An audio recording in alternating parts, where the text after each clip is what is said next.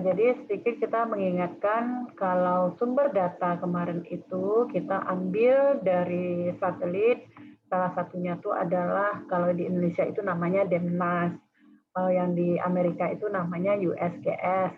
Kemarin kita sudah pernah ya tunjukkan. Jadi bentuknya itu kira-kira seperti yang ini dengan extension TIFF ya, TIFF. Nah, ini ya TIFF. Jadi TIFF ini yang kita jadikan data dasar untuk kita menganalisis, kemudian secara analisis hidrologinya gitu ya. Jadi kira-kira seperti ini. Kemudian supaya tidak ada trouble gitu ya di dalam mengerjakan GIS ini, karena kadang-kadang dia suka error gitu ya.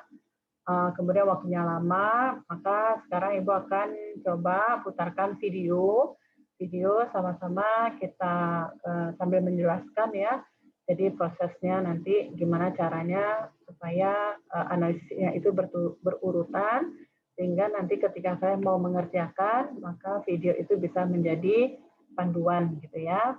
Nah, sebentar di share screen dulu. Nah, ini salah satu contoh hydrological modeling atau model hidrologi di dalam ArcGIS ataupun ArcMap. Kita mulai. Nah, sambil Ibu jelaskan, ini sebenarnya di YouTube itu banyak sekali. Ada yang berbahasa Inggris, ada yang berbahasa Indonesia. Ini Ibu ambil sengaja yang tidak ada suaranya. Jadi pertama sekali itu kita aktifkan dulu ArcMap-nya ya, sama seperti yang tadi ya. Jadi ArcMap itu setelah diinstal, kemudian kita buka yang kosong ya, yang kosong. Kemudian data yang TIFF tadi, yang itu ya, yang TIFF itu kita add, gitu ya, kita add jadi layer. Jadi ini adalah atribut ataupun properties yang kita gunakan, mau memutar-mutar warnanya boleh, ataupun misalnya kita mau mengganti-ganti ya, itu masalahnya masalah di properties aja gitu ya, tinggal klik kanan, pilih warna. Kemudian ini adalah salah satu provinsi ya. Kemudian sebelah ini apa namanya pointernya kelihatan nih bergerak. Kelihatan, Bu. Oke. Nah, di sini kan ada warna abu-abu. Oke. Jadi ini dia memilih DM-nya. Tadi kan kalau Ibu warnanya ada coklat, ada hijau gitu ya. Kalau ini kan warna dasarnya yang kita download dari USGS atau DEMNAS itu kan hitam putih. Nah, yang putih itu menandakan dia berada di ketinggian, di daerah dataran tinggi gitu ya.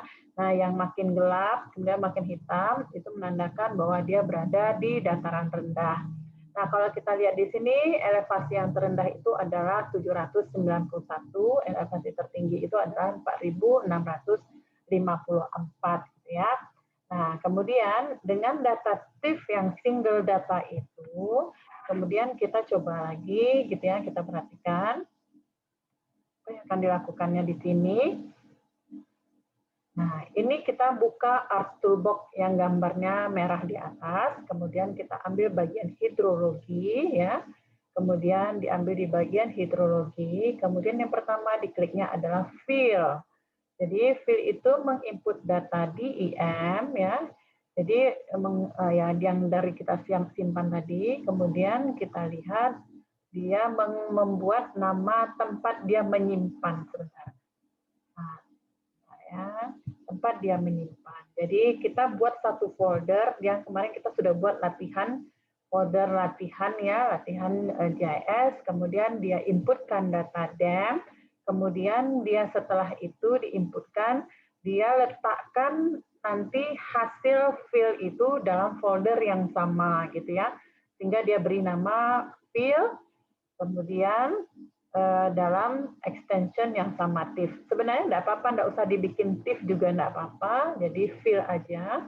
Kemudian ini prosesnya, karena dia masih raster ya, ingat raster, dia masih raster, kemudian maka keluarnya juga nanti akan raster, jadi belum ada vektor.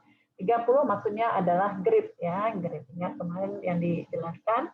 Nah, di bawah ini ada bergerak ya, fill. Nah, itu menandakan programnya bekerja. Jadi kalau sudah selesai muncul gambar palu gitu ya. Tapi kalau seandainya dia merah berarti error. Kalau dia error, nanti ada juga contohnya. Setelah fill, kita inputkan nanti lagi. Udah dapat fill-nya, di-input. Kemudian kita melihat arah aliran atau flow direction. Nah, kita berikan nama flow dengan folder yang sama ya, flow. Kemudian arahnya arah aliran gitu ya. Jadi kemana sebenarnya air hujan itu aliran di atas permukaan itu mengalirnya. Nah, itu disebut dengan flow direction. Nah, ini kan merah nih. Yang di bawah itu artinya dia error. Kalau error tidak apa-apa, berarti kita harus mengganti nama filenya, mungkin nama yang lain. Kemungkinan dia sudah terpakai, sudah pernah dipakai dengan nama yang sama. Jadi kita ganti aja namanya menjadi misalnya Flaudir 01 atau 02 gitu ya. Dan itu tidaklah menjadi masalah gitu. Kalau dia error ya. Nah, di sini dia berikan nama juga sama Flaudir titik div gitu ya. Nah, di bawah ini. Nah, hijau dia berarti dia sudah selesai. Sebentar, Ibu coba. Jadi flow direction itu ditandain dengan warna, ada warna hitam, warna ungu, merah. Jadi transfernya informasi dari GIS itu ke apa namanya ke penerjemahan kita itu menggunakan warna angka gitu ya, warna dan angka. Jadi warna ini itu menandakan arah. Jadi kalau kita cari di balik dari informasi dari GIS ini, mungkin Ibu mau tutup dulu sebentar, jadi mau menjelaskan, jadi ingat dulu ini di flow direction atau arah aliran itu ada angka matriks namanya 1, 2, 4, 8, jadi kelipatan ya. 1 kelipatannya, kemudian 2, 4, 8, 16, 32, 64, 128. Ya, coba diingat itu. Nah, sekarang Ibu tutup sebentar, Ibu akan buka. Salah satu, ya ini. Oke, nah ini adalah salah satu makalah Ibu ya yang sudah terbit di salah satu jurnal. Jadi yang Ibu maksudkan tadi itu 1, 2, 4 itu adalah arah. Jadi flow direction itu adalah arah aliran. 1, kalau warna bisa berubah-ubah ya, warna bisa berubah-ubah. Tapi warna itu dia akan memberikan informasi dengan angka. Jadi kalau 1 itu berarti aliran itu ke kanan. Jadi kalau 2 arah aliran itu apa namanya diagonal. Kalau arah mata angin itu sama dengan tenggara ya, kalau nggak salah ya, tenggara ya. Kemudian Iya, Bu. Dua tenggara, benar. Jadi kalau 4 itu arah aliran itu ke bawah. Jadi kalau seandainya ada arah aliran ke arah selatan, itu mereka memberikan simbol warna dan angka 4. Kemudian kalau 8 itu arahnya adalah barat daya. Kalau 16 arahnya adalah arah barat. Kemudian arah ke 32 itu adalah arah barat laut gitu ya. Kemudian 64 itu arah utara, kemudian 128 itu arah timur laut. Nah, ini menandakan bahwa air itu akan mengalir gitu ya, mengalir berdasarkan arah panah ini. Nah, yang A itu adalah garis kontur. Jadi garis kontur ini kita lihat ya, jadi masing-masing grid yang 30-30 tadi itu ada angka kontur 78, 72, 69, 71. Jadi sekarang kalian coba lihat, andaikan kita berada di 78 yang kotak pertama ya, 78, 72, 74, 67, kira-kira nomor berapa alirannya, arah alirannya? Coba dijawab, siapa yang petunjuk ya? Mila, coba Mila. Kan ada angka 78, 72, 74, 67. Kira-kira alirannya mengarah kemana?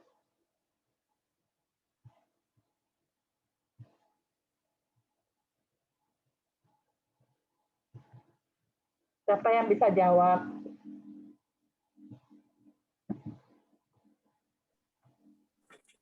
Arah diagonal ke kanan, Bu. Coba angka aja, pakai angka sebutnya. Angka terendah, Bu. Halo, Bu. Ya, angka terendah. Angka berapa? 67. Iya, kalau digambarkan ke gambar B itu angka berapa?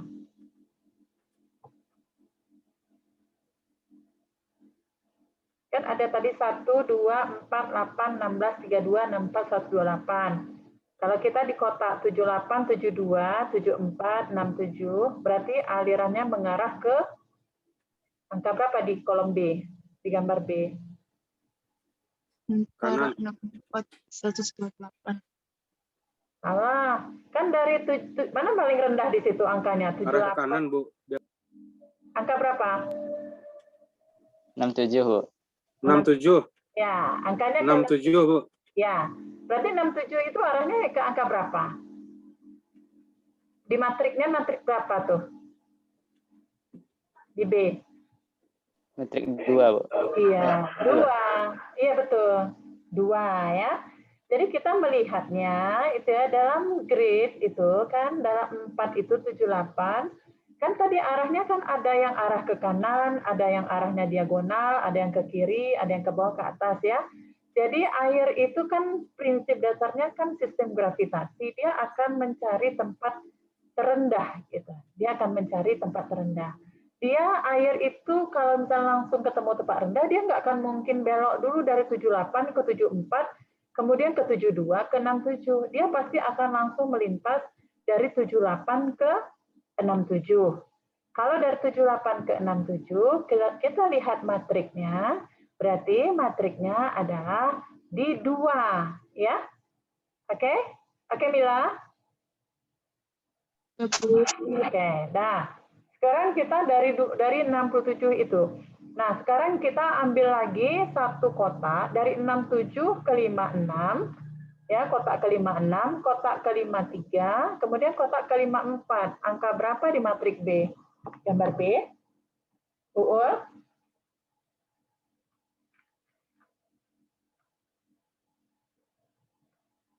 Ayo, Uul.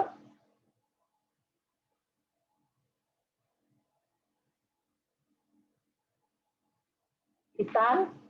Isan? Ya, Bu. Gimana, Bu?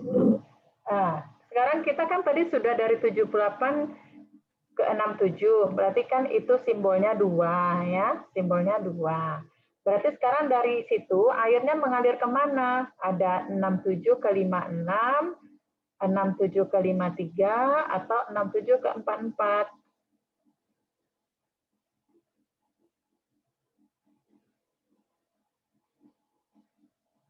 Mana,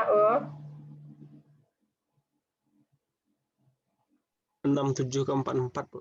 Ya, berarti angka berapa itu? Flow direction di angka berapa? Dan kolom B,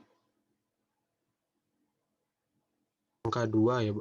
angka 2. Nah, kita udah bisa lihat bahwa arah aliran dari 78 ke 67 turun ke 44. Kemudian kita seterusnya gitu juga ya, 44 berarti kelihatannya kedua juga ya? Ya enggak? Kedua kan? Iya, Bu. Iya, Bu. Oke. Kedua, Bu. Nah, Iya, Bu. kita sudah bisa melihat. Jadi gini, GIS itu mungkin kalau mengoperasikannya itu nggak masalah karena di YouTube itu banyak. Di YouTube itu banyak sekali prosedur ataupun langkah-langkah. Tetapi kita harus paham maksud-maksud yang ditampilkan di situ itu apa.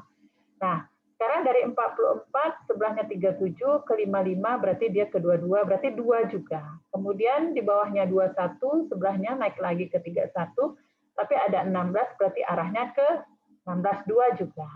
Nah, sekarang ada di situ 16, ada 19, ada 12, ada 11 berarti flow direction-nya nomor berapa?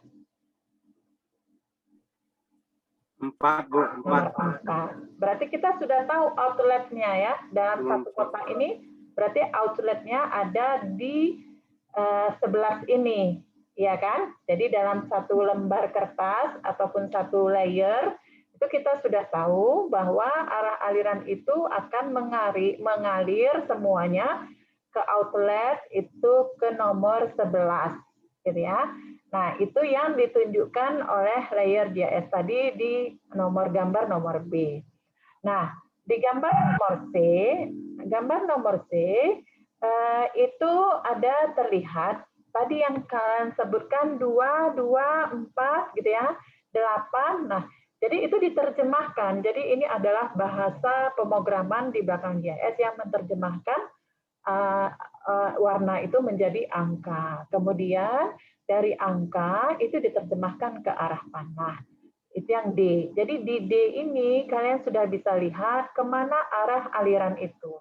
Jadi arah aliran itu semuanya digambarkan seperti ini dan kita lihat outletnya adalah di sini, gitu ya. Jadi kalau misalnya kalian mau menghitung banjir, mau menghitung misalnya surface runoff, misalnya ya, mau menghitung misalnya debit yang keluar dari permukaan satu kawasan, misalnya kawasan lapangan parkirnya teknik sipil itu, maka akan ada outlet yang ditunjukkan oleh di GIS, nanti berapa debit yang keluar di outlet itu, gitu ya.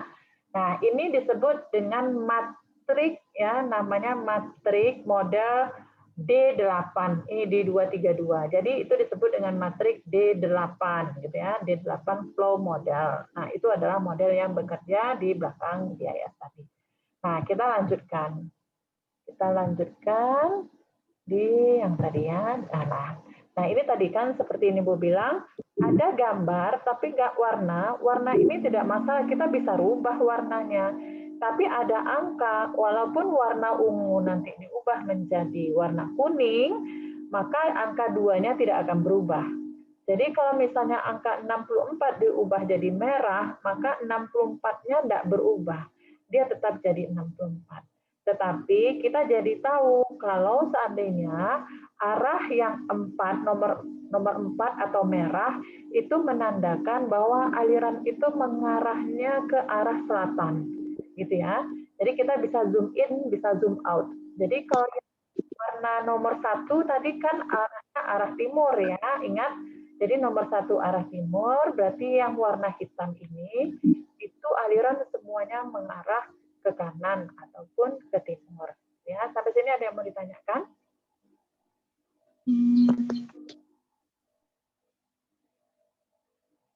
Silakan.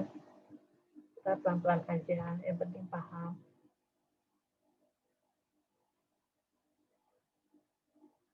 Jadi kita masih menggunakan model raster. Jadi kalau mau lihat paper, Bu, ya, Bu, mau nanya Bu, Sultan ya. Bu.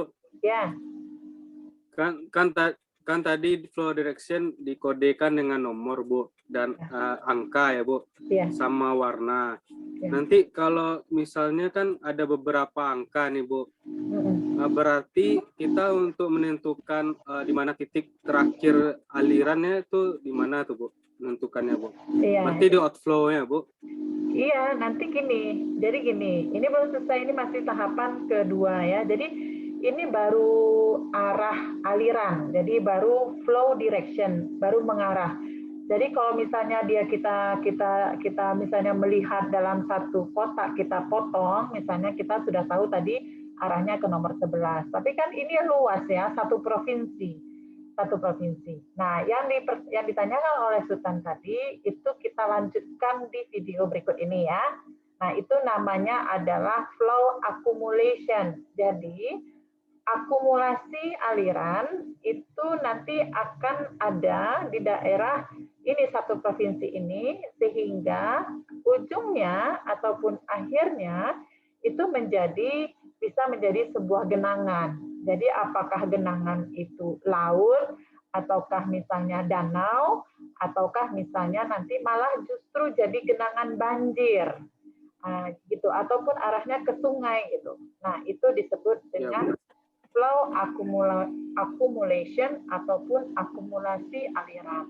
Dan itu bisa ada pada satu daerah, satu titik, atau bisa pada beberapa titik gitu. Jadi makanya sering kita lihat daerah-daerah banjir itu karena aliran itu mengalir kemana-mana, kemudian dia mencari tempat rendah sehingga berkumpulnya pada beberapa titik. Jadi kalau di Padang itu bisa beberapa titik banjir gitu katanya ya. Nah itu bisa beberapa titik. Kita lanjutkan ya, Sultan. Iya, Bu. Makasih, Bu. Ya. Nah, ya, jadi ini dia tarik. Jadi yang hitam, nah itu dia. Kemudian yang 128 itu arahnya adalah arah timur laut, gitu ya. Tapi kita mau melihat secara posisi di titik, kita bisa zoom. Nah, ini kemudian dikliknya adalah flow accumulation. Flow accumulation itu dia meminta inputnya adalah flow direction. Jadi dia minta yang flow direction yang sudah berhasil dia keluarkan hasilnya tadi, nah, itu menjadi input, kemudian outputnya ditaruh di folder yang sama, diberi nama dengan flow accumulation. Gitu ya. Terus seperti itu.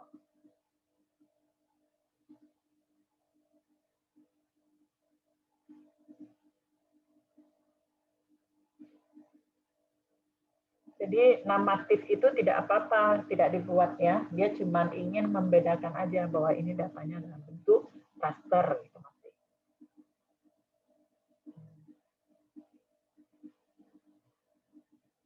Nah ini kan berjalan ya, biru ya, biru. Kemudian nanti berhenti kalau sudah ada gambar martil, gambar palu. Oke, nah ini dia hasilnya.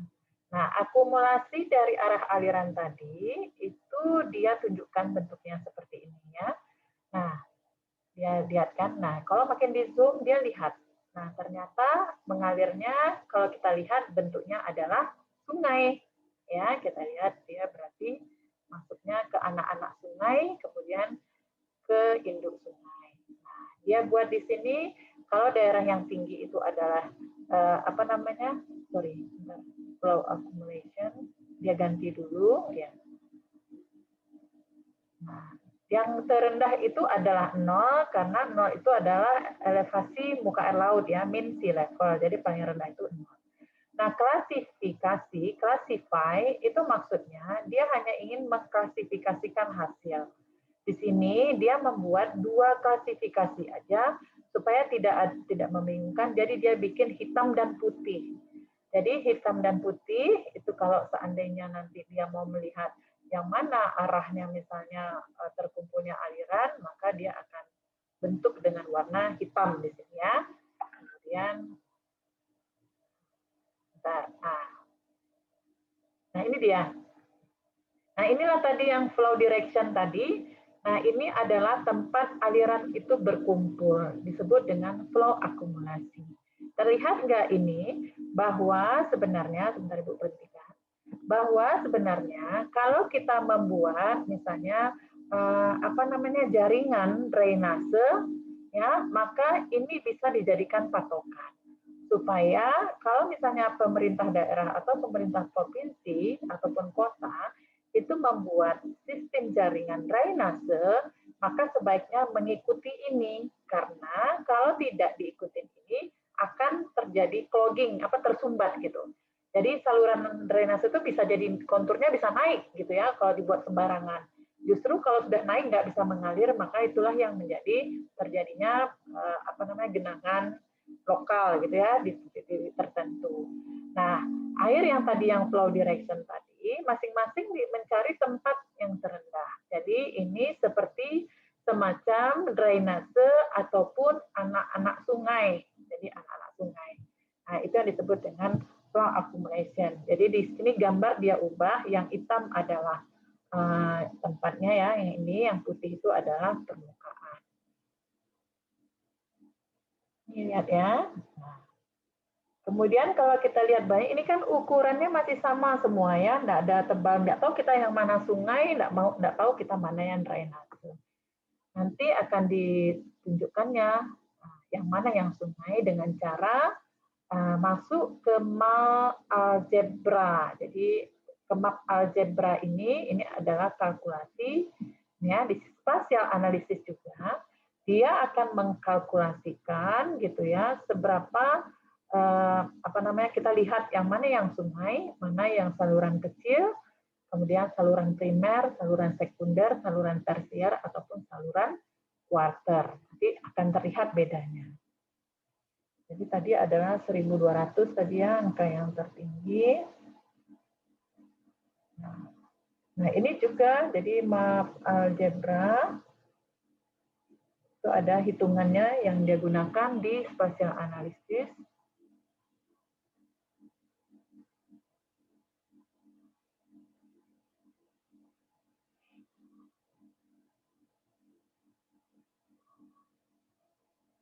Nah, kalau dalam perencanaan RT RW itu harus diperhitungkan gitu ya, karena ini adalah daerah titik-titik tempat mengalirnya aliran gitu ya, permukaan. Nah, ini ya. Kemudian dia masih kalkulasikan dalam dua warna, biru sama oranye.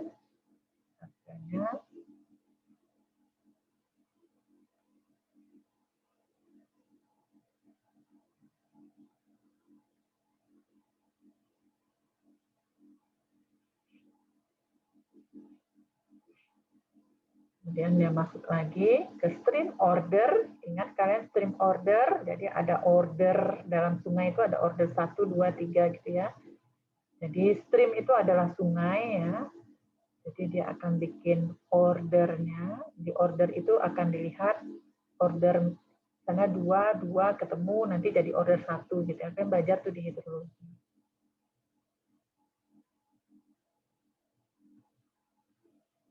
Jadi kalau order 3, 3 ketemunya di sungai yang lebih besar, order 2, 2, 2 ketemunya di 1. Ya.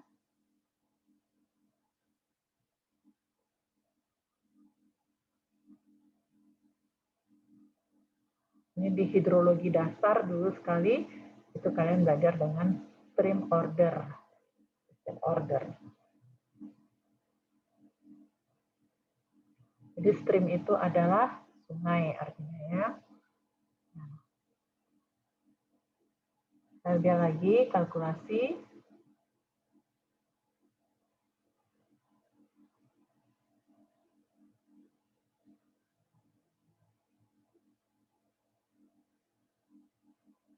Ya. Nah, stream ordernya itu sampai order 6. Ya, 1, 2, nah itu. Nah, itu ya. Nah, kan sudah terlihat beda gitu ya. Jadi kalau order yang paling sungai yang paling lebar itu adalah order 1, yang sungai yang paling kecil itu adalah order 6. Jadi dia secara otomatis aja. Jadi kalau misalnya kalian lihat itu dia di pelajaran hidrologi dulu sering ada order 1, 2, 3, maka dia sini secara otomatis dia menentukan gitu ya mana yang ordernya. Dan ini tidak sama dengan tadi, tidak harus berwarna ya. Jadi tidak sama dengan matrik tadi, ini tidak berwarna. Kemudian ini ada input dimintanya.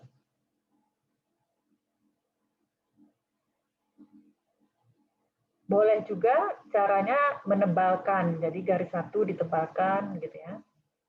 Garis 6 misalnya ditipis.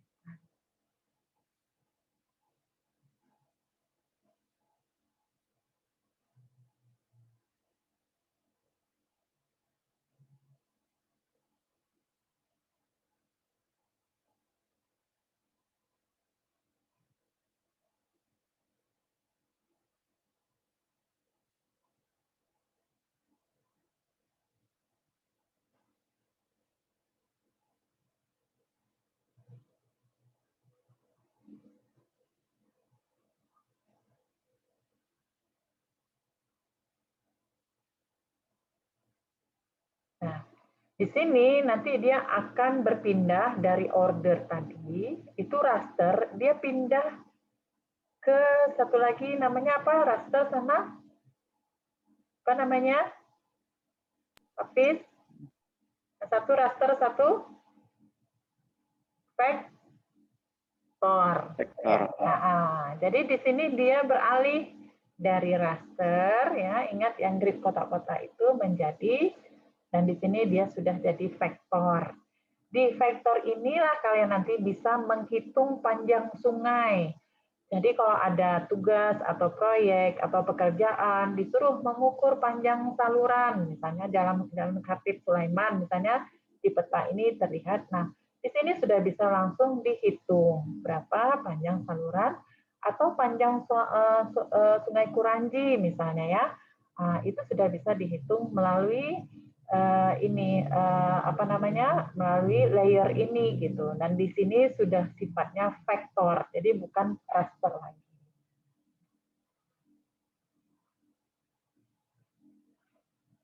Nah, kemudian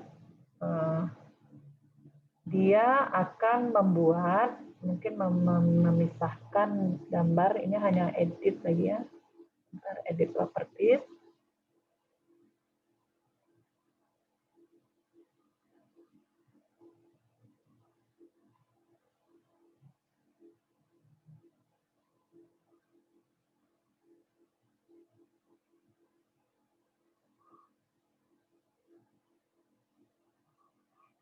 Yang di bawah ini yang warna dia bikin ini itu hanya untuk dia menunjukkan ke kita ya, ngajarin. Di GIS itu enggak ada. Ya hanya untuk menjelaskan ke kita bahwa ini loh panahnya gitu ya. Di GIS dia enggak muncul yang itu. Itu hanya penjelasan.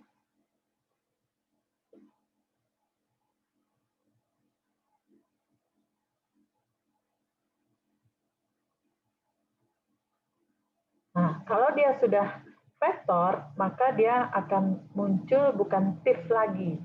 Dia akan muncul sebagai SHP atau zip file. SHAPE, shape, kemudian zip file. Jadi zip file itu menunjukkan bahwa dia sudah menjadi vektor. Jadi bukan grid lagi. Kalau sudah vektor, sudah bisa dihitung. Gitu ya, sudah bisa dikalkulasi, baik itu panjang, baik itu pun ataupun itu luas. Nah, ini dia berusaha membuat dalam satu feature yang nanti dia akan lihat. Nah, ini pengelompokannya di tabel properties. Nah, itu ada kode grid code ya, ada 1 sampai 6. Jadi kalau misalnya kita mau select yang 1, kita akan dihubungkannya ke sini yang mana kita select yang 1 misalnya ya, sampai dengan 6 gitu. Nah, itu akan dia munculkan ke sini. Terus kalau misalnya kita mau bikin, tebalkan, misalnya di order 1 kita bikin lebih tebal, itu boleh. Kita gambar, ini adalah properties ya. 1 sampai 6. Kemudian dia ambil, ini dia tunjukkan di simbologi, ya, simbologi itu untuk mengatur. Nah, kita klik add all value, kemudian kita apply, klik apply, kemudian kita klik OK. Oke.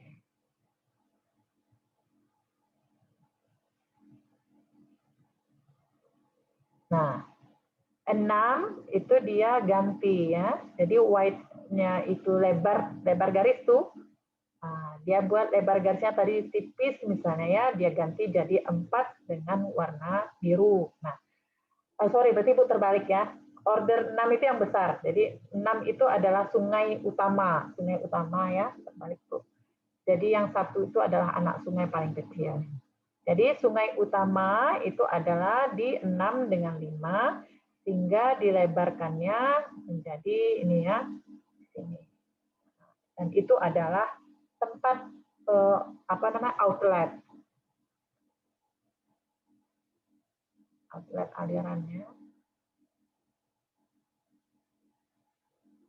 Nah, itu anak-anak sungai.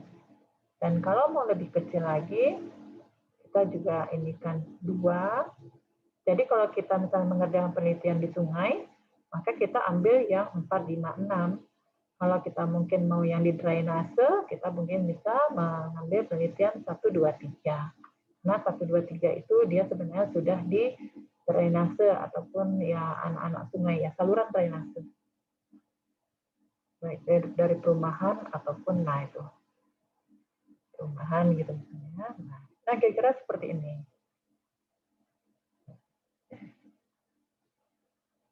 Nah, jadi di sini kalau dilihat dari gambar ini, outline akhirnya itu kita lihat ya nanti di gambarnya itu ada berapa tuh? 1, dua ya. Satu di sini, satu di sini ya. Berarti ada dua outletnya.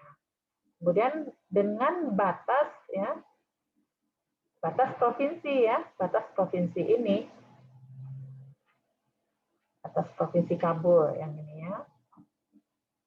Kalau seandainya ini kan pakai batas provinsi, kalau kan pakai batasnya batas das, maka gambarnya nanti akan ada cuma satu cabang-cabang gitu. Jadi misalnya ini satu das, kemudian ini satu das, kemudian ini ada berapa das gitu, terdiri dari beberapa das. Jadi makanya kalau kita di hidrologi itu bicaranya das, jadi bukan batas administrasi gitu. Nah sekarang dia tunjukkan ada berapa das di dalam satu provinsi ini. Maka yang diinput adalah flow direction.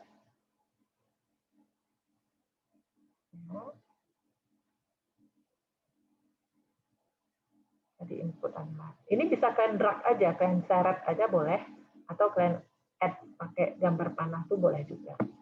Pakai ini boleh atau kalian drag aja. Basin itu sama dengan das. Terus dia akan membuat ini TIFF masih dalam raster karena tadi yang diinputkan itu adalah raster, jadi keluarannya juga nanti akan jadi raster. Coba ditebak-tebak aja sendiri, kira-kira ada berapa das ini? Nah, 3, ya, 4, ya malah. Nah, ini dia dasnya. Jadi ada 4 das di sini, di dalam satu provinsi. Jadi kalau di Sumbar itu kan ada 7 das besar gitu ya, ada 5 das besar dengan das-das kecil. Maka satu provinsi ini ada 4 das. Kita sudah lihat bahwa das yang paling atas yang hitam ini outletnya ke sini. Kalau das yang kuning ini outletnya ke sini, gitu ya. Nah, kemudian yang coklat itu juga kita bisa lihat outletnya. Kemudian yang hijau. Tapi bisa jadi ini adalah sub-sub das gitu. Jadi baik dia mau das ataupun sub das, yang jelas seperti yang hijau itu outletnya ke sini. Kalau dia terhubung dengan yang coklat, berarti aliran di outlet ini akan bersambung ke das sebelahnya. Itu sama dengan kejadian seperti kita ya di das ada 2 das yang bergabung menjadi satu outlet ke misalnya banjir kanal gitu. Nah, basinnya tadi kan masih di dalam raster ya, masih dalam raster gitu ya. Kemudian sebentar dia menunjukkan help itu adalah apa yang ingin kita kerjakan selanjutnya itu bisa kita cari. Misalnya dia seperti sekarang mau mengulang tadi yang meresample gitu ya tentang pembuatan dari order-order tadi, maka dia cari di help. Apa fungsinya itu bisa dilihat di help.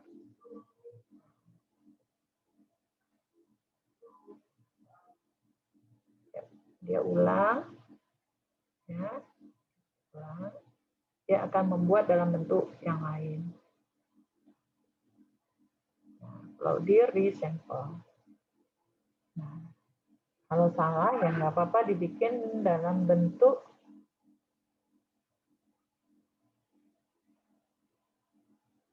nama file yang lain. Nah, ini dia bikin 30,2, artinya kan GIS itu kan sistem manipulasi ya. Kadang-kadang dia dengan angka 30 itu enggak mau, dia boleh kita bikin angka manipulasi 30,1 atau 30,2. Terus untuk meyakinkan bahwa untuk pekerjaan yang sama, jangan sampai error gitu. Jadi kita tambahkan. Nah, ini sudah terlihat dalam beberapa warna yang tadi, yang flow direction resample dalam sub-sub das.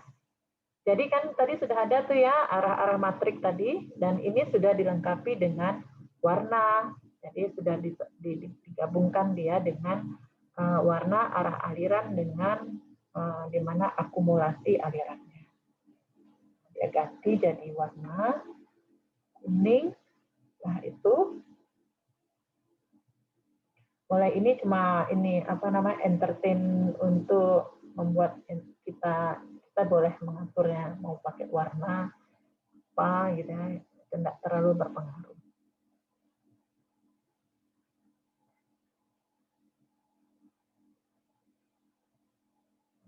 Kenapa dia ganti jadi kuning? Karena biru tadi itu bergabung dengan apa namanya simbol digunakan flow direction. Maka dia ganti jadi kuning gitu. Nah, ini kan terlihat nih ada yang merah marun, ada yang biru, ada yang ini. Jadi dia pindahkan warna biru tadi supaya tidak jadi bercampur dengan flow direction, dia gunakan warna kuning gitu. Itu dia memberitahu gitu ya. Boleh ganti aja mau jadi hitam, mau putih, mau warna merah gitu ya, atau mau dibuat transparan gitu. Pokoknya itu kan tentang properties aja. Jadi silahkan digunakan fasilitas yang ada di properties.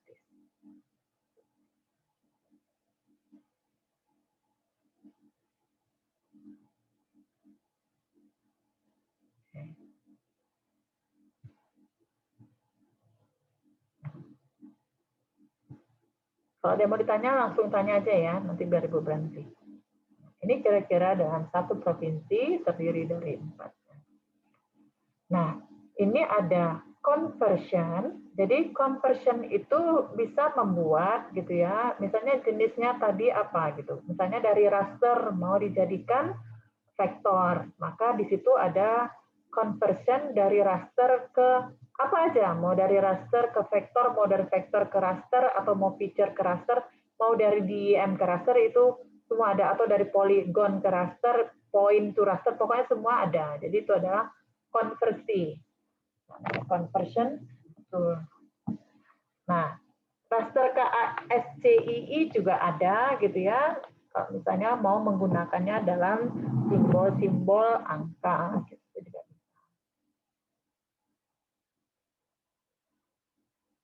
Nah, dia mau memindahkannya dalam bentuk poin. Mungkin di dalam ini dia perlu misalnya ya, kita perlu misalnya BMKG mau menempatkan titik-titik stasiun pengukuran debit atau titik-titik stasiun pengukuran hujan gitu. Maka dia supaya posisinya pas, maka dia pindahkan ke dalam bentuk poin gitu ya. Jadi dari poin itulah kita bisa meletakkan alat pengukur debit atau alat pengukur curah hujan, sehingga alat itu yang memberikan informasi gitu ke dalam pencatatan data debit atau pencatatan data hujan. Nah, itu nanti dia akan keluar dari ini.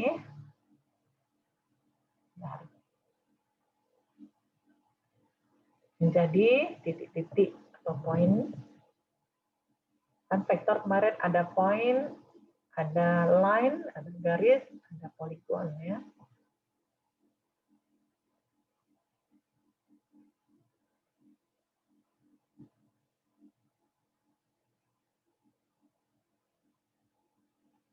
Jadi kalau di GIS ini ingin mengganti properties atau apa, diklik kanan aja. Setiap layer itu bisa diklik kanan. Nah, sudah keluar tanda palu, berarti dia sudah selesai. Nah, ini masih ada. Bentar. Nah, ini dia. Ini ya, jadi kalau kita misalnya mau pergi ke titik-titik ini, misalnya dia kontur, maka setiap titik ini ada nilainya. Nah, gitu ya. Jadi poin itu, titik-titik itu ada nilainya. Jadi misalnya titik ini kita klik 1, berarti dia arah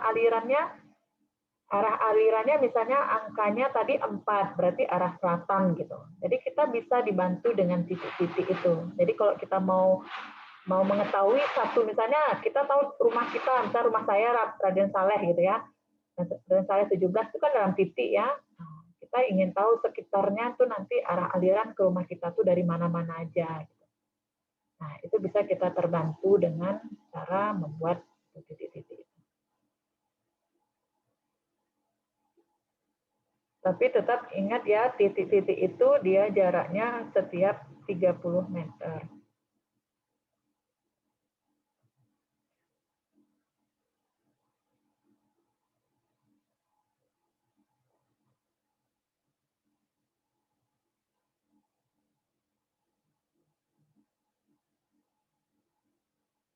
Jadi Ibu tidak mengajarkan, jadi caranya ini ya, tapi mudah-mudahan dengan penjelasan ini kalian paham maksud simbol, angka, warna gitu ya.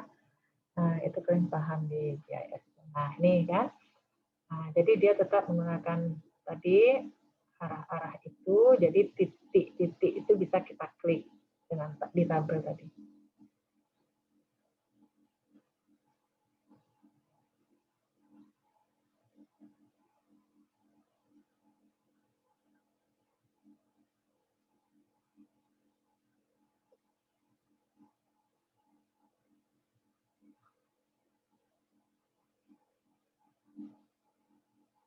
Nah, ini berguna juga fungsinya kalau kita mau bikin misalnya folder ya, atau misalnya kolam retensi. Nah, ini yang tadi Ibu jelaskan, dia ini ya sama dengan yang tadi.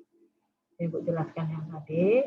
Jadi kalau misalnya kita mau penentuan satu kayak kolam retensi gitu, kita bisa dibantu dengan yang titik-titik tadi.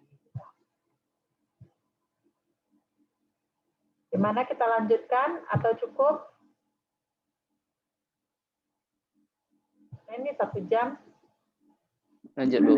Oke, lanjut ya. Karena mudah-mudahan bisa selesai ini, paling nggak kalian punya pemahaman sendiri. Nanti kalian mau bikin apa, misalnya mau bikin penelitian atau apa, ya paling nggak kalian sudah tahu berangkatnya dari sini. Gitu ya. Ada banyak penelitian yang mirip-mirip seperti yang sekarang sedang kita kerjakan, itu banyak sekali. Jadi kalian punya ide nanti dengan keahlian yang sekarang. Nah, ini tadi udah dijelaskan. Take direction for point model atau D8 ya.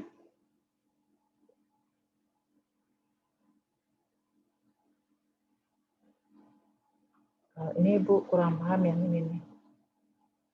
Terus kenapa bisa jadi arahnya menjadi minus nih, Ibu kurang paham. Karena yang biasanya digunakan yang tadi.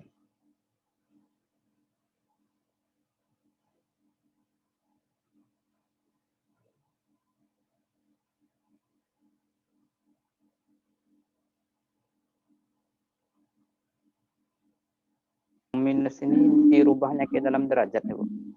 Oh, mungkin juga. Iya, iya. Oh, gitu ya. Bentar, Ibu Iya, cek nampaknya, dulu. Bu. Oh, Dalam oke, degree ya. derajat, Bu. Iya, derajat ya. Benar-benar. Iya, Benar. Bu. Sehingga kita nggak harus ingat lagi ya. Iya, Bu. Ya, betul. Oh iya, ya. Berarti titik nolnya di bawah arah selatan gitu ya. Iya, Bu. Oh iya, betul.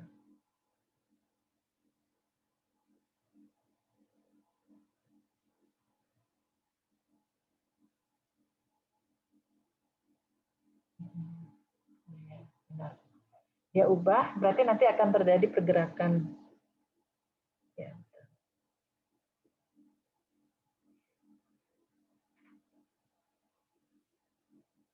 Ini kayaknya bisa menjadikan satu penelitian.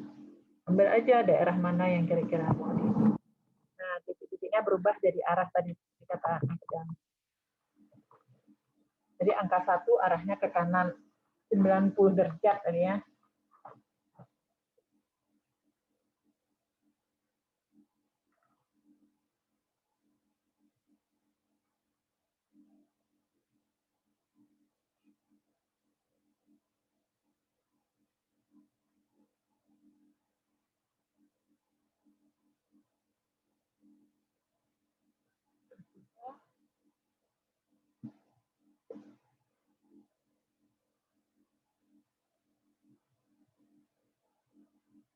Berdua itu kan arah tenggara. Sakit berarti 45. Berarti 45 derajat dia ganti menjadi oke, ya 45 derajat.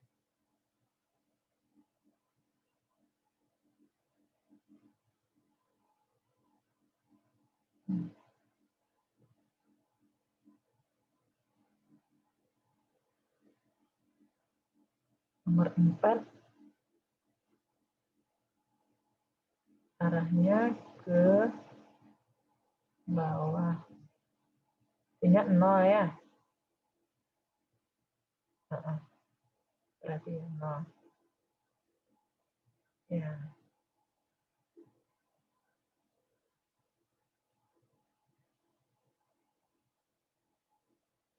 8 tadi kemana dia tuh?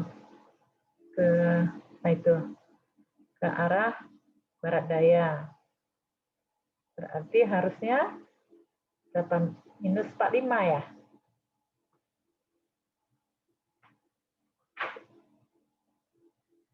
Berarti harusnya ya minus 45.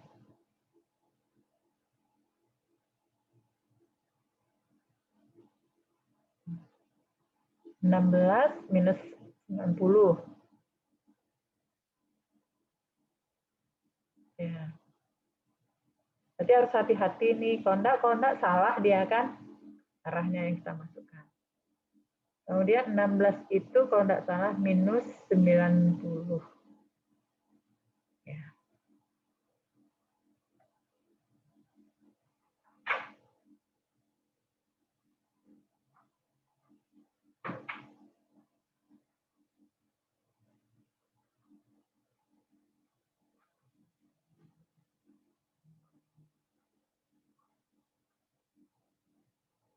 Ini oranye. 90. Kemudian 32 minus 135.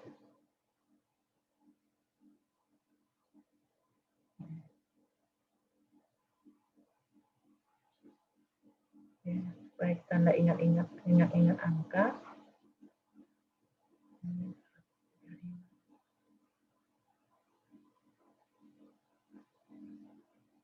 Jadi untung aja kita rekam kan, nanti jadi penjelasannya bisa didengar kalau misalkan ada mau penelitian tentang ini. Minus 135. Berarti kalau 64 minus 180. 180.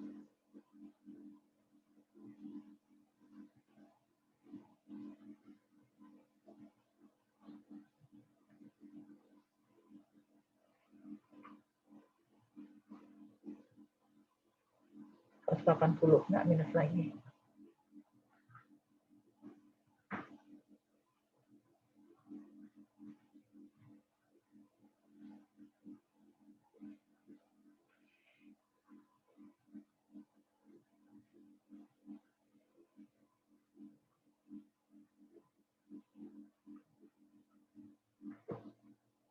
Ini warna ungu 180.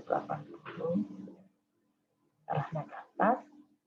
Kemudian satu lagi 128, 135. Positif.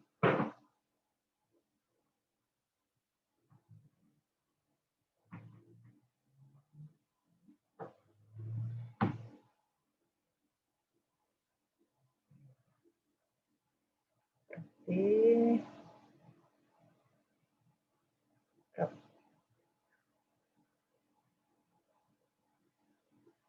Oke. Nah, semuanya berarti kan.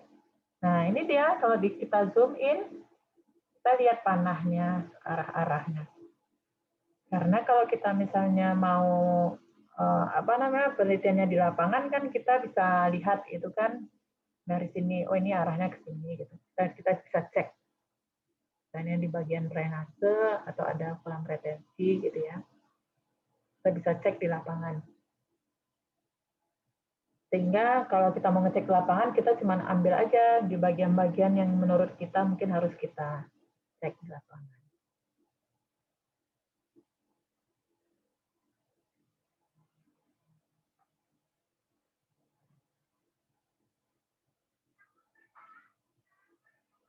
Nanti videonya Ibu share, Ibu upload dulu di YouTube, habis itu nanti Ibu share link YouTube-nya.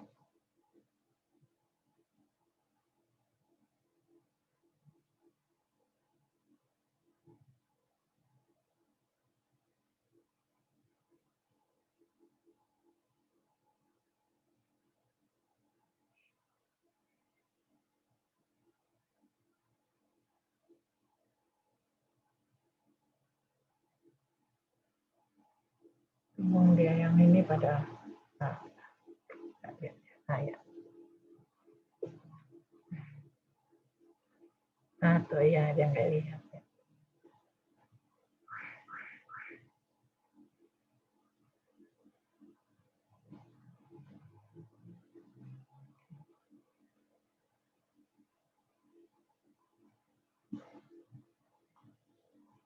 Jadi kalau misalnya nanti ketemu misalnya danau ataupun kolam retensi, dia akan berputar di situ-situ aja arahnya. Nah, kolam Cimpago itu ya, kalau kita buat, nanti dia akan berputar aja di situ tanahnya.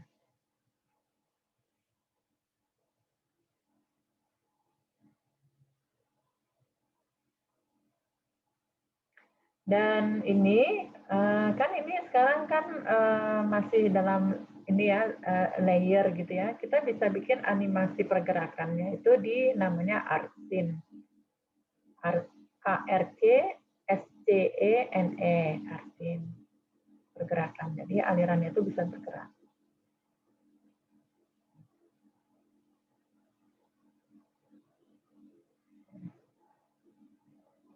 Kalau udah dapat hasil seperti ini, tinggal kita buat aja penjelasan, analisis gitu.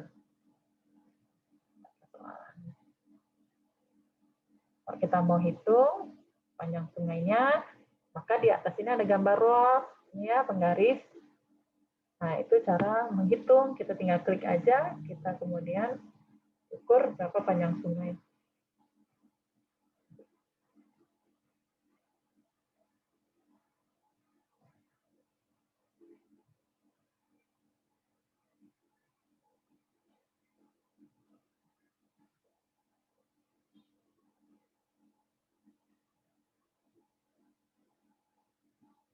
Kemudian satu lagi, batas provinsi tidak selalu berimpitan dengan batas DAS ya.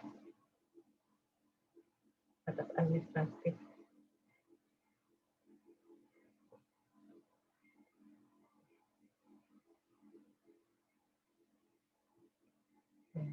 Karena bisa jadi DAS kita itu berada di daerah lain. Contoh misalnya Batang Anai. Batang Anai itu setengahnya berada di Kota Padang, setengahnya ada di Pariaman. Dan batas administrasinya di tengah-tengah.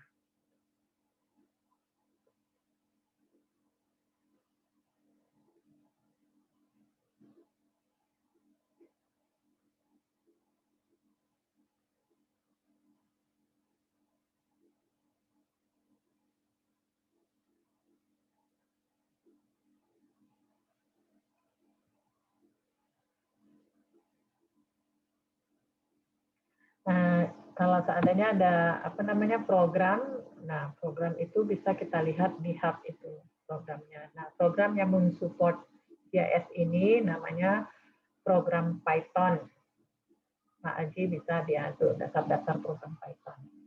Ada juga TA mahasiswa kemarin itu menggunakan Python, jadi kayak seperti bahasa Fortran dulu, Pascal gitu ya. Nah, itu kalau GIS-nya menggunakan program namanya Python, ular Python. Nah, projection itu kita dipilih UTM ya, WGS 1984.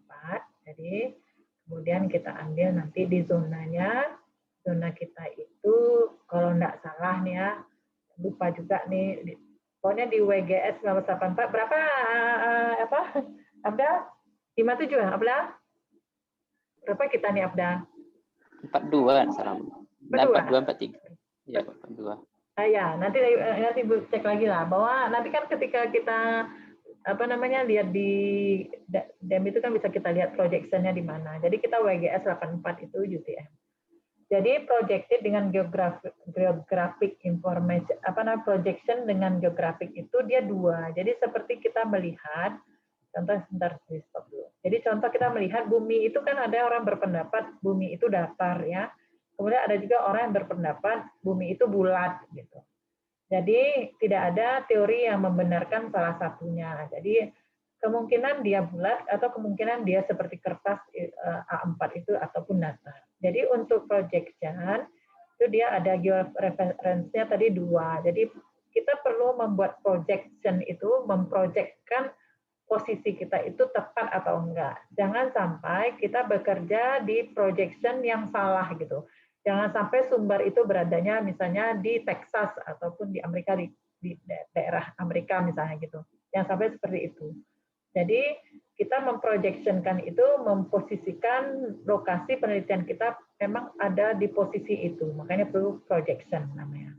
Nah, tadi ya, makanya dia memilih tadi WGS, ini ya WGS 84, ya itu. Nah, ulang sedikit.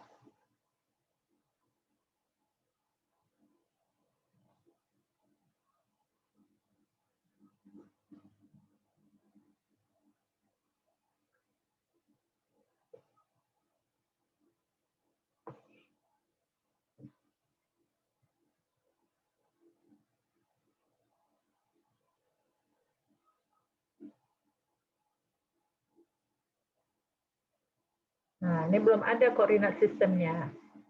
Description unknown coordinate system. Jadi kita harus meletakkan koordinat sistemnya dengan klik edit. Nah, geographic projected, kita pilih projected, kemudian pilih UTM, pilih WGS 1984. Kemudian nanti kita pilih salah satu, kita berada di north ataupun di south. Ya, jadi kita pilih salah satu. 42 ini dia bukan di kita ini, ada kita bukan 42, 47 kita ada. 47, Bu. Iya, 47 kita. 7. Berhenti. Kita 47 itu baru ingat, 47 north kita. Nah, sekarang sudah projective ya. Jadi sekarang sudah sesuai dengan ini. Jadi setiap pekerjaan layer kita tuh kita pastikan dia berada pada projection yang sama. Supaya nanti kalau kita buka lagi dia nggak lari ke tempat-tempat lain. Nah, ini proses start editing. Nah, editing ini sama seperti kita mendigitasi. Kalau seandainya kita mau misalnya menggeser atau menambahkan sesuatu atau memfixkan sesuatu, maka kita perlu kita edit ya. Yang kita edit itu bisa poin, bisa garis, ataupun bisa poligon. Nah, itu seperti itu ya. Dia menambahkan ya, salah satunya itu adalah titik poin ya. Terus ya.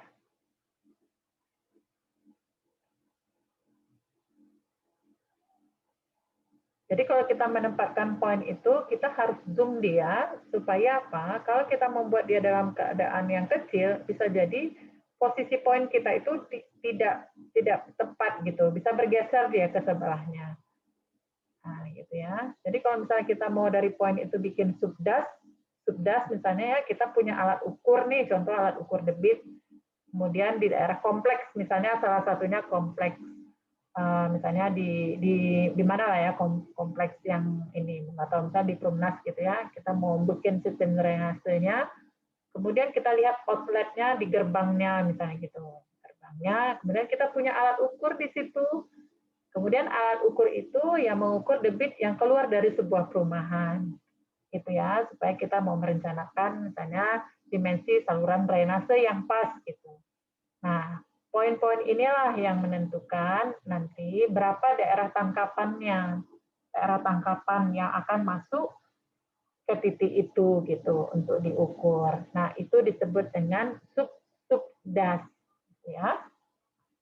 Kan masih belajar itu subdas.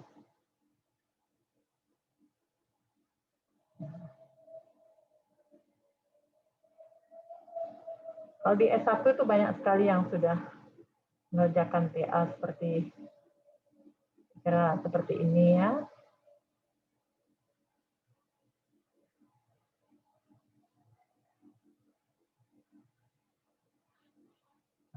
Nah, dia berikan nama ID itu sesuai dengan yang dia buat tersedia, tapi kita boleh juga ngasih nama ID. Misalnya ID kita misalnya A1, misalnya B1, atau berdasarkan nama kelurahan atau nama jalan itu boleh juga.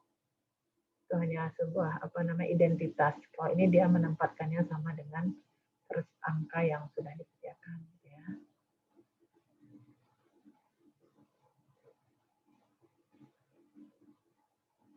Nah, jadi ada sekitar 11. Ya, kalau nggak salah 11 tadi ya, poin yang dia tambahkan. Nah, kita harus klik dulu. Jadi kalau kita mengedit, itu kita harus pastikan dia tersave ya, kita simpan.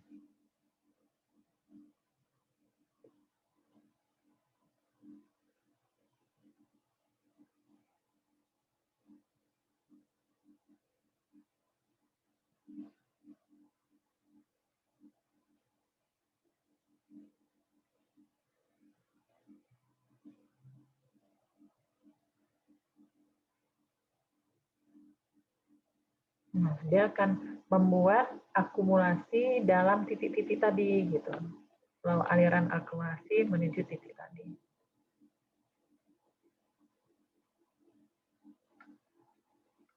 Jadi cara memindahkan raster ke vektor itu tadi dengan cara conversion ya. Raster to vektor, misalnya raster to polygon. Nah, ini sedang kerja. Ternyata error, diulangnya lagi.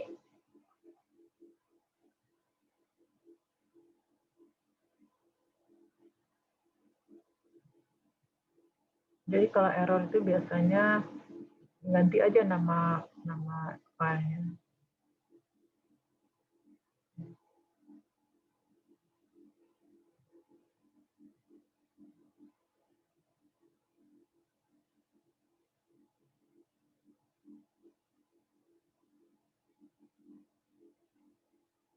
Nah, ini sudah benar.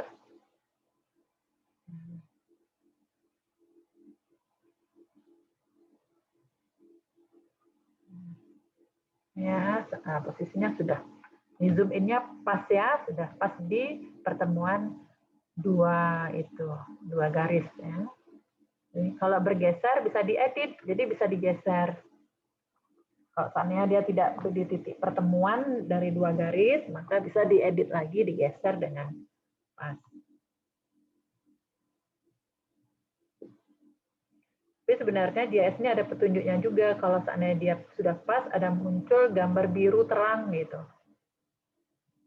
Nah, di posisi itu. Kita waktu menaruhkan titik.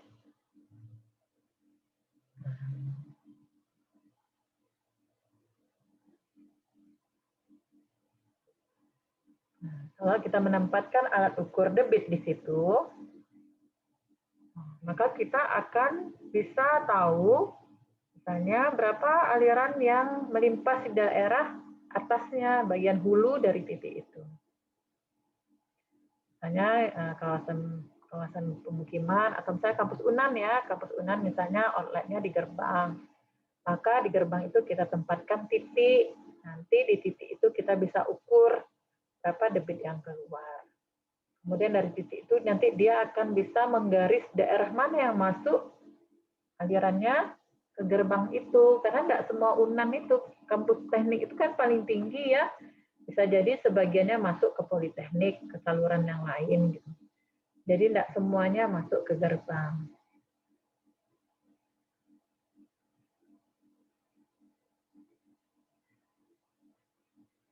Terus kalau misalnya mau dihitung, kita sudah punya rumus empiris, metode rasional gitu ya, Q sama dengan CIA, dikalikan dengan faktor konversi 0,00278 itu kan. Nah, itu kita bisa cek apakah hitungan kita sama dengan yang diukur. Nah, ini udah ada sub-subdasnya.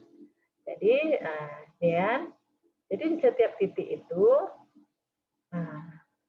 itu adalah air yang dia tampung nanti aliran debit dari setiap subdas yang berwarna-warni itu, misalnya merah gitu ya, yang hijau.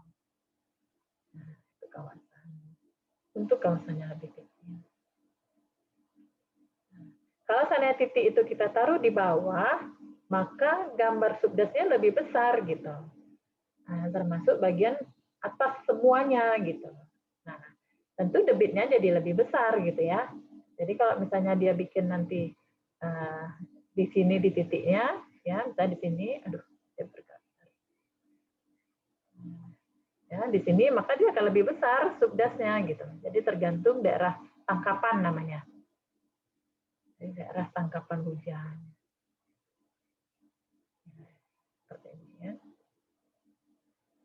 Kalau kita mau mengambil, ternyata nanti kita meneliti bagiannya kecil, ini aja kawasan pemukiman. Kita bisa kita klip, kita ambil aja satu bagian, misalnya yang biru atau yang hijau ini aja, yang lain bisa kita hilangkan. Jadi yang muncul hanya yang warna hijau ini aja. Itu bisa dengan cara diklip, nanti kalian cari aja di bagian ini nanti klip gitu namanya ya.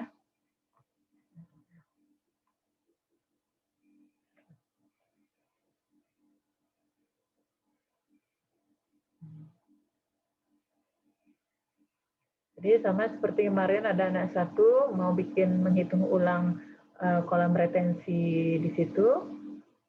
Nah, di bawah itu kan kolam retensi Danau Cimpago. Nah, itu dia disuruh seperti ini. Jadi dibuat titik daerah tangkapan Danau Cimpago, daerahnya dari mana gitu. Dan untuk ini, untuk membuat slope juga bisa. Jadi berapa persen dalam degree misalnya ya. Atau dalam persen juga bisa. Jadi berapa persen kemiringannya, apa 2%, apakah 5% atau 10%, maka kita juga bisa meng-create atau membuat slope. Dari slope itu kita tahu dari kawasan ini adalah kawasan yang curam, apakah dia landai gitu. Kalau curam tentu berpotensi erosi gitu ya, terjadi landslide gitu ya. Terjadi longsor. Nah, itu biasanya daerah hulu gitu. Daerah hulu itu biasanya curam. Daerah landai itu biasanya daerah hilir. Nah, ini dia sudah menggambarkan slope gitu ya dalam ini ya, dalam nilai. Nah, ini bisa kita classify, kita buat 0 sampai 5, 0 sampai 10 misalnya kan. Nah, itu di-classify. Terus mau classify 5, mau classify 2 atau 10 gitu, tergantung kebutuhan. Kalau 5 kebutuhannya ya kita bagi 5. Kalau 3 boleh juga. Misalnya kita cuma bagi 3 curam, medium, tengah, kemudian landai. Berarti 3 classify-nya. Kemudian warna kita bisa pilih. Nah, kita lihat di sini yang paling curam itu adalah yang merah gitu ya. Kemudian oranye, kemudian kuning, kemudian daerah yang landai itu warnanya adalah warna hijau. Nah, kita lihat juga sesuai dengan sungai utama gitu. Sungai utama itu berada di daerah yang paling rendah atau yang warnanya hijau. Jadi kita sudah bisa nih membuat studi, analisa, ataupun pendapat, atau membaca situasi, atau menerjemahkan melalui gambar ini sudah bisa, tanpa kita harus ke daerah Kabul ini tadi, gitu ya, ke Provinsi Kabul ini. Setidaknya kita, kalau misalnya ada proyek di wilayah itu, kita belum pernah ke situ, misalnya Afdal dapat proyek misalnya daerahnya Papua, tapi paling tidak situasi itu sudah bisa dibantu dengan peta gitu ya, dengan GIS ini. Setidaknya kita tahu medannya seperti apa, informasinya seperti apa. Dan sudah bisa kita mengidentifikasi ataupun punya basic information tentang daerah yang akan kita teliti gitu.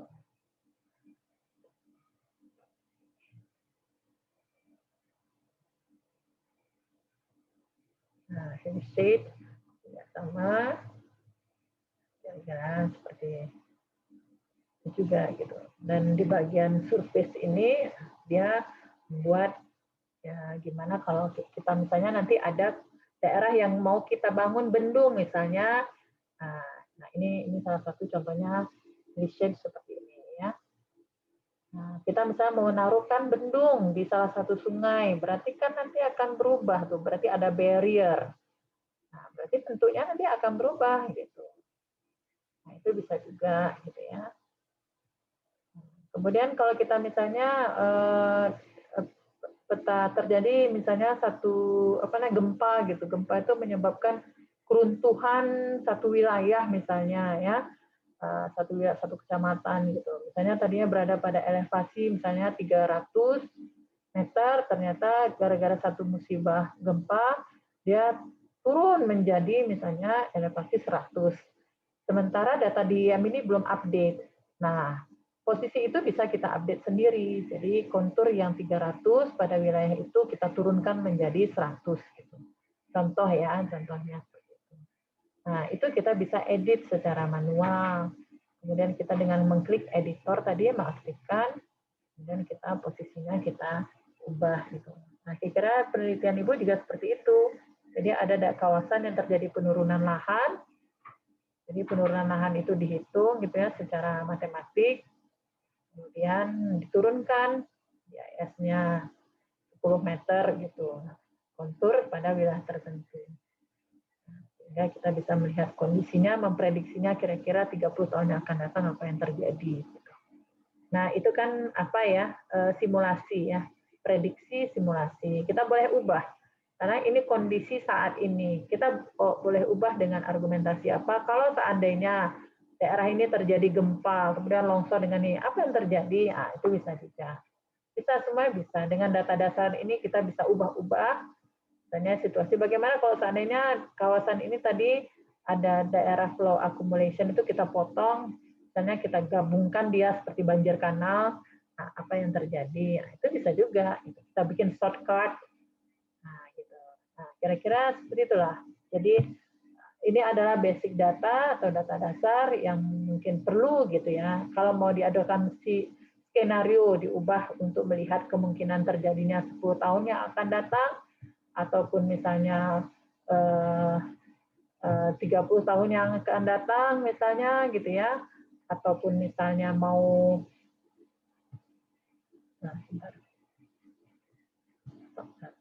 atau misalnya 50 tahun yang akan datang atau 100 tahun yang akan datang. Mungkin kita mau lihat gimana sih sebenarnya perubahan yang terjadi di Sumatera Barat atau di kawasan tertentu. Nah, itu adalah prediksi dan prediksi itu tidak salah gitu. Prediksi itu kita lakukan misalnya kita melihat dari tahun 1920 katakanlah zaman Belanda, kita melihat situasi itu berdasarkan peta, kemudian kita buat di situ, kita lihat misalnya tahun 1940, misalnya 45, 1970, 1980, kemudian kita tarik satu garis tren gitu. Kemudian dengan tren itu kita meneruskan, misalnya tahun 2050 nanti dengan tren seperti itu apa kejadian tahun 2050 atau 2100 misalnya gitu. Itu boleh gitu berdasarkan prediksi, itu namanya prediksi. Tapi prediksi kita tuh tentu juga mendasar ya dengan misalnya historical data gitu ya. Kemudian dengan data historis, data itu kita kumpulkan, informasi itu terjadi, ternyata ada tren linearkah atau misalnya eksponensialkah tren itu, sehingga tren itu kita bisa tempatkan di data GIS kita, kemudian kita bisa menarik garis tren itu seterusnya sampai tahun berapapun kita mau. Nah, kira-kira seperti itu. Sama dengan prediksi pertumbuhan penduduk kan, nah, misalnya 5% per tahun, 5% per tahun gitu ya. Nah, itu kita bisa prediksi tahun 2100 besok jumlah penduduk Indonesia itu akan diprediksi sekian. Itu kan prediksi gitu ya, berdasarkan tahun-tahun sebelumnya. Nah, kira-kira itulah yang bisa Ibu lengkapin ya dari materi ini, kuliah ini gitu ya. Mudah-mudahan gitu yang diberikan ini ada manfaatnya untuk pengayaan ilmu. Jadi sehingga silahkan kalau ingin mengembangkan diri, ya silahkan bisa dilihat di YouTube itu banyak. Kalau bisa berbahasa Inggris lebih bagus.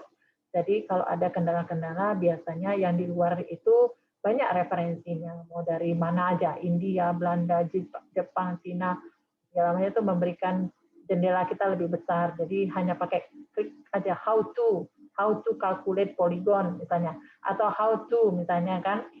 Jadi misalnya how to convert misalnya convert raster to vektor atau raster to polygon atau gitu-gitu tuh pakai bahasa Inggris itu lebih banyak dia munculnya. Tapi kalau bahasa Indonesia ada juga mungkin, tapi mungkin tidak semua pertanyaan itu terjawab. Jadi kalau misalnya secara visual gitu kita bisa belajar ya dengan YouTube. Kalau seandainya tidak tertarik dengan visual, ada teks-teks, mungkin ada buku-buku panduan bisa diikutkan gitu. Tapi intinya adalah basicnya gitu GIS untuk sumber daya air, kira-kira apa yang kita pelajari belakangan ini, kira-kira seperti itu. Kemudian jika ingin misalnya melihat simulasi air, banjir, atau longsor, atau apapun pergerakan gitu, atau pergerakan misalnya tadi apa namanya permukaan, ya, itu bisa ditambahkan dengan ARCINE gitu ya, ARCSCENE. Nah, ARCINE itu dia semacam video, jadi bukan seperti map gitu ya, keluarannya adalah video, jadi video itu akan bergerak, memberikan informasi kita lebih dinamis gitu. Dan tambah lagi advance gitu ya, jadi kalau misalnya GIS ini kan dipakai oleh seluruh sektor ya, mau pendidikan, mau kependudukan sosial, ekonomi, mau kesehatan, semua menggunakan GIS gitu. Nah, kalau mau lebih spesifik, maka ArcGIS itu dia membuka diri untuk digabungkan dengan software lain. Software apa aja gitu ya. Jadi kalau misalnya mau khusus tentang hidrologi atmosfer, maka bisa digabungkan dengan hidrologi namanya. Atau misalnya mau masuk ke dalam tanah, mau sampai ke lihat groundwater, misalnya aliran air tanah itu kan tidak bisa kita lihat ya. Jadi kalau kita mau melihat aliran air, pergerakan air tanah itu mau kemana-mana, atau mana yang tercemar, mana yang itu kita kan sudah tidak bisa lihat. Maka silahkan digandeng dengan SWOT namanya, Soil Water Assessment Tool. Nah itu jadi banyak sekali yang bisa digandengkan. Ketika sudah digandengkan, dia akan muncul menunya. Di atas itu ada SWOT atau art hidrologi. Nah kita tinggal mendalami itu, atau mau hack keras, atau mau misalnya banyak lah hack itu banyak sekali lah, art geo HMS macam-macam, ada mungkin banyak sekali gitu, tinggal mengembangkan diri sendiri. Sampai sini ada yang mau ditanyakan? Dipa, Mila, Tita, Arya, Kin, Abda, silahkan kalau ada yang mau ditanyakan. Jadi jangan khawatir gitu, karena memang ini sama seperti menjahit, menyulam gitu ya. Jadi ilmunya memang kita sendiri yang melatihnya. Makin sering kita menyulam, makin lancar, makin ini. Tapi kalau kita sama seperti mengendarai sepeda juga, ya, makin sering kita mengayuh sepedanya, makin lancar gitu ya. Kalau awal-awal itu memang berat gitu. Tapi ya ini satu lagi, kalau tidak mau pakai ArcGIS, tidak apa-apa, ada yang lebih friendly ataupun yang gratis, itu namanya Quantum GIS. Tapi Quantum GIS itu digunakan biasanya untuk yang general informasi, misalnya mendigitasi, memberikan data-data umum aja. Tapi kalau spesifik untuk teknik, itu mungkin tidak terlalu banyak yang bisa dibantu dengan Quantum GIS atau QGIS. Tapi dia ringan di komputer, mudah diinstalnya, mudah digunakannya, mudah mempelajarinya, tapi untuk batas dasar saja. Silakan, banyaklah yang bisa ya. Kalau ada pertanyaan silakan. Kalau tidak ada pertanyaan, Ibu mau tanya nilai UAS-nya gimana ceritanya nih? Nah, apa mau dikasih ujian atau mau dikasih tugas aja? Nah, harus ada nilai kan, UTS kemarin sudah ada nilainya. Mana? Mau ujian atau mau ujian praktek satu-satu dengan video tadi? Mempraktekkan diri satu-satu, nanti bisa menjelaskan satu-satu, ini begini, ambil kasusnya beda-beda. Gimana, Sultan? Yang simple aja lah, Bu. Simple. Apa tuh yang simple, Sultan?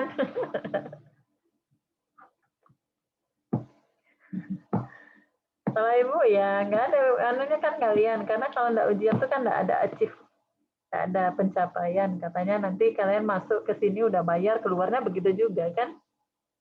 Kalau mau simple tentu nanti keluarannya ya terserah Ibu gini, mau tawarkan aja, mau praktek satu-satu masing-masing ngambil, terserah pilih daerah lokasi yang mau dilihat, atau misalnya mau dikasih tugas aja, atau mau dikasih ujian selama 2 jam, ini kalian bikin nih, buat tunggu 2 jam selesai submit. Seperti tahun BP berapa tuh?